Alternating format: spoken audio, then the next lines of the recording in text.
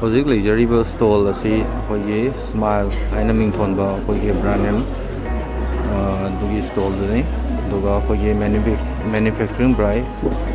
Blue OCEAN Academy Bhamapur Nahabam near basketball ground Imphal East Manipur daga akhoi chi sidare chingo kino production ta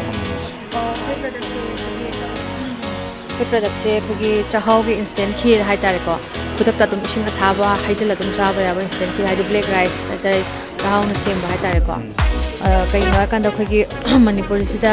chahau se usomela da natraga nung phadok sana bada hena ka hena sum sinaba udeba adana akhoina sigi post se khogi mapan da gi changai ba atai product me ama da gi kitang sindok pa yara ga de haidana khoina breakfast oi ba ya ba do sugar free sugarless hai tare sugar handana saba adugumba khogi breakfast ni sinaba yawa kheer makhal amane hai tare ma se ko adu mathakta ojik se thabak chinna bani na nga sagi kai hai tare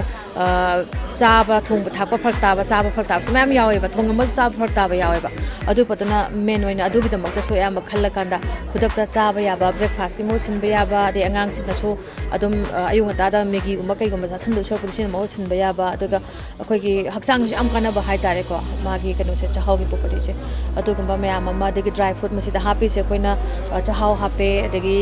koi cornflakes hape oats hape dry fruit mayam ma ha bi chahau ngata adum chara ga di khogi hana dum taste se khogi maitem sa de haw yam sagli dana ko adu taste to lai khamani na ngasai kon chahau ngata puthok bus dum yada ba hai tare adu potona khoina adu gi mix to raga se hai bin se khir se koina puthok pane ba adu na kain to bi ga da ban taste de gi chamas ani khak lauk thok pi raga khogi ising asaba da ot pi ra kan da ko khudak ta dum cha ba dum ya ni hai tare adu mai maman jidi magi mamal se khara khoina makhal ahum thongna khai do e sida 50 pi ba yankai pi ma khai do e adagi lupa chama pi ba makhai do e ko aduga sisina khoi family gi oina dum yumda khoi gi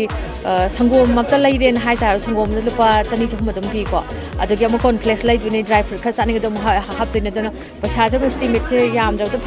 am tai hai tare asidi khoi na loin mix tawra bane ba adum combo hai tare adun hari ba sigi combo se plug adum hela kanda khoi na hari ba se puthokpa hai tare adagi ataina khogi morok se ai haijage jai sigi morok se sira ra khong hathai chili haiba ko khoi full da phangba kano ne morok makhala mani ma se khogi kashmir da phangi ba morok se sidagi color phajaba adagi magi asta color na tongan ba makak yam yaw ba hai tare ma se aduga adu mathak ta ma se kamai da ga kanda khogi mina so khogi akhoi sanga chab dam pami dana khoi angang nu pam akhoi leiba akhoi maitim ja sing che adu potona so yam moina yam pam na chaba put makhala makhang ni hairiba sira ra khong se ko adu mai sigi package ta khona adum 100 mai na dum yo leba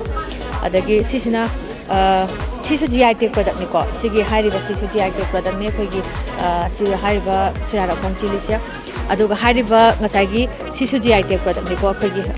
gi famous oi pot na tan hai tare adu sisu su kachai lemon na khul gi kachai haiba jaga se phangba khoi sampra makhal aba khak nei ba madu dagi khoina hairiba champra se lokhacharaga khoina lemon tea na semba hai tare ko si posma aduga sisu adum kanot ne aduga sig posna dehydrated tawba khoi gi hairiba akhoi da phangi ba ki home se khoi matam na ta bada akhoi gi chaba phangde da ko sumaina magi moisture si lok tho kan se sangwana dum anytime dum chaba yara ba hai tare karim ta hapte se sta khoi gi